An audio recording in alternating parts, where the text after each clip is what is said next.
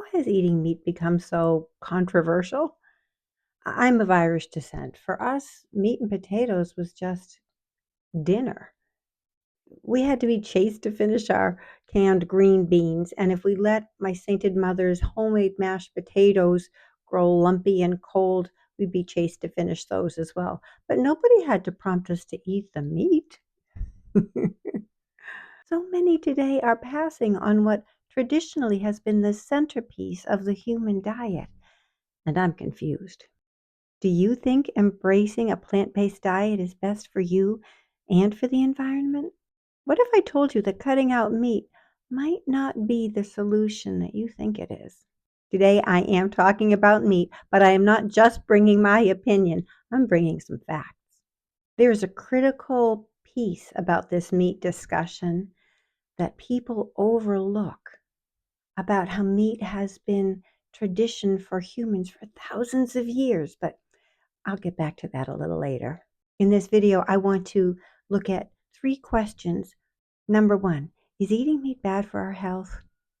Number 2, is eating meat bad for the health of the environment? Number 3, how did we even get here? I'll also share that one argument that solidified my perspective on this debate. Let's start with health. You've heard it before.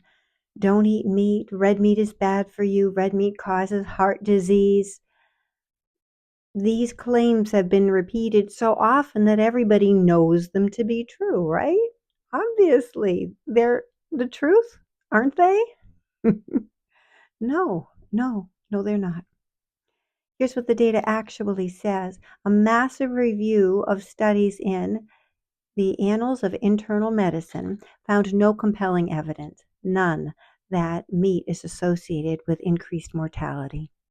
The truth is, eating meat is good for your health. Meat is one of the most nutrient-dense foods on the planet. It provides bioavailable protein, essential B vitamins, iron, zinc, all in a form that the body absorbs far better than any plant-based alternatives. If you've ever felt sluggish after cutting out meat for a few days, it's probably because your body is missing essential nutrients. Okay? Maybe you're willing to let your body take a hit for the sake of the environment. We've been told that raising livestock is destroying our planet. It's causing greenhouse gas emissions more than transportation. Is that true? The idea that cows negatively impact our climate comes from a misleading statistic comparing global livestock emissions, which include land use and methane, to only direct emissions from transportation. But when you account for the entire life cycle of transportation, including manufacturing, fuel extraction, infrastructure, livestock contributes far less than we've been led to believe. Then we need to consider regenerative agriculture. Have you heard about that? Unlike monocrop farming, well-managed grazing restores soil health, increases biodiversity, and captures carbon, something we don't hear much about. In fact, some studies suggest properly managed grazing lands could be a net positive for the environment, not the disaster it's been advertised to be. So if meat isn't a villain, why does it have such a bad reputation? How did we get here? Well, I hate to tell you, the part of the answer lies in money. The push for plant-based diets isn't just about health and sustainability, it is also about economics. Ultra-processed food companies see profit potential in plant-based alternatives. And let's not forget, the dietary guidelines are influenced by decades of industry lobbying, which still promotes high-carb, low-fat diets in spite of mounting evidence that such diets are contributing to increased weight gain and chronic illness. But here's the argument that clarified everything for me. Mother Nature, human evolution, biology. You see, for nearly 2 million years, as long as we've been around, humans have thrived on animal foods. Our brains expanded because of nutrient dense diets rich in fat and protein. Did you know that cows and other ruminant animals have four bellies? Their digestive systems are uniquely designed to digest grass, and our digestive systems are optimized too for meat consumption. It is possible to obtain complete nutrition through plants alone, but it is not easy and it is not natural. In many, if not most parts of the world, it would be impossible without supplements and plants not native to the local environment. By contrast, we can easily derive all the nutrition we need and in optimum ratios from eating meat. Moreover, meat is available in every community, in every season, worldwide. Removing animal foods from our diets isn't a choice, it's an experiment in human health, one that has never been tested long term. Now, I know there are tender hearted among you who don't want to eat anything with a face, unless it's a fish, which do, have faces. But that aside, let's think about this. Do you hold being a carnivore against fluffy? Of course not. In the circle of life, in the food chain that we all learned in, I think, third grade, Fluffy and all cats are biologically designed to eat meat. And so are we. I once chaperoned a group of teens on a trip to Mexico. And there was a tender-hearted teen among us who was a bit annoyed by assumptions from the trip planner because she was given salad at all of her meals. Now, let's call her Sally. Sally was a self-proclaimed vegetarian. Said Sally to me, I don't know why everyone assumes I like vegetables. I don't.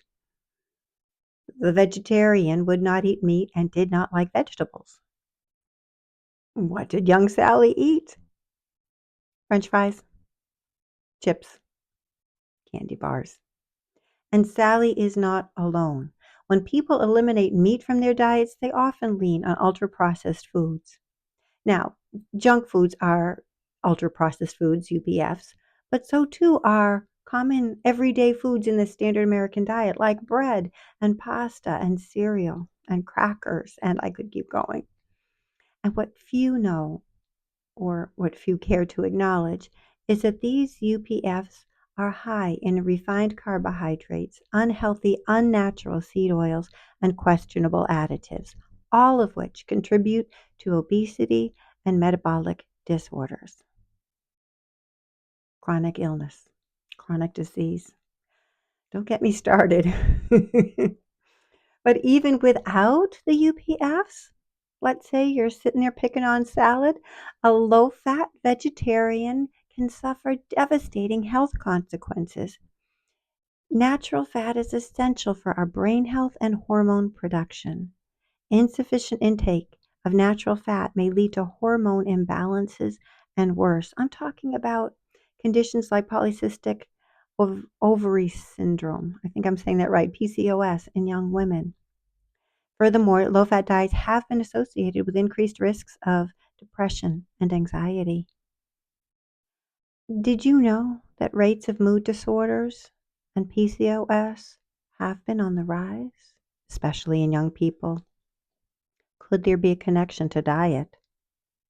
This has been studied with mixed results, but I look at this from a common sense point of view. If natural fat, such as that found in animal products, is essential for brain health and hormone production, then I'm going to err on the side of embracing it, not villainizing it. So where does this leave us? Where does it leave you? I know where I stand. I'll bet you know where I stand too. If you've ever felt conflicted about eating meat, I hope this gave you something to chew on.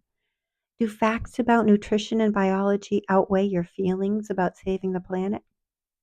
I see it as a win-win. Eating meat just might be the best way to save both yourself and the environment. Hey, I'm Eileen. Here's my win-win. I reversed the worst of my Alzheimer's symptoms through a clean, low-carb diet. And I've been sharing what I learned about diet and health here on my new little channel and in a weekly newsletter. If you're interested in learning more, check out the description for some links. Thank you for spending time with me today. Thank you for liking my video, commenting on my video, sharing my video. Until next time, let's all stay strong, wise, kind, and good, and choose good food for good health. YouTube thinks you'll like this video. Next.